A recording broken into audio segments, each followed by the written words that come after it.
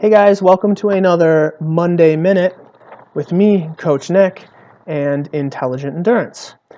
This time around, we are going to talk about best practices for when you're riding your bicycle outside on the road. This applies to city riding, country riding, riding with traffic, riding all by yourself. We will talk about two categories. Our first category today is going to be what can I do to my bike or my person to make me safer? What is a best practice? All right, first things first, wear a helmet. Wear a helmet at all times, regardless of whether you are practicing transitions in your driveway or you are out on a century ride. Please wear your helmet.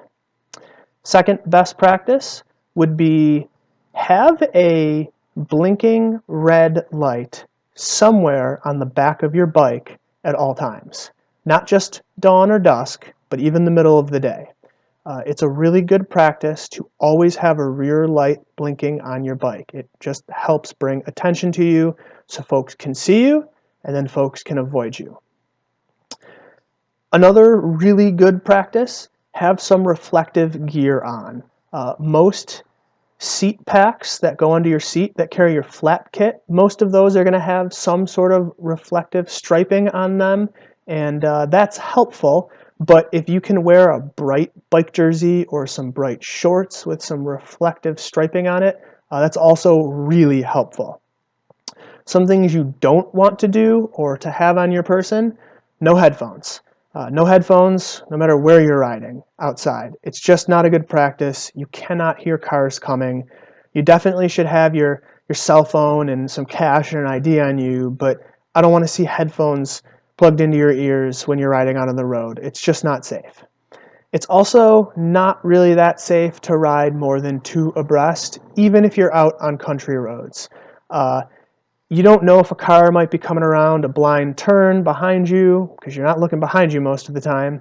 Don't ride more than 2 abreast because you're really going to anger some drivers, and frankly, there's plenty of state and municipality codes and laws against such things. So 2 abreast or single file, definitely the best practices for how to ride on the road with friends. Now, what can you do as a bicyclist out on the road with motor vehicles to make you safer? Well, you can definitely act like a car. That means you need to own your space. You need to ride your bicycle in the lane of traffic, unless there is a viable option on the shoulder of the road.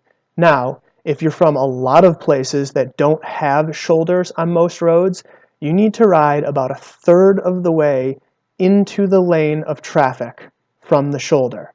You need to be part of that stream of traffic. If someone wants to slam on their horn and force you to get over because they need to get around you, that's fine, you can work with them. But until that point happens, you need to be 1/3 of the way into traffic, riding with the flow of traffic, even if you're riding 30 miles slower than that actual traffic. You need to be in the flow. You need to own your space. You need to be confident that you belong there because you do. The law says you do. You have the same rules and regulations as a motor vehicle, which means you should also signal your turns.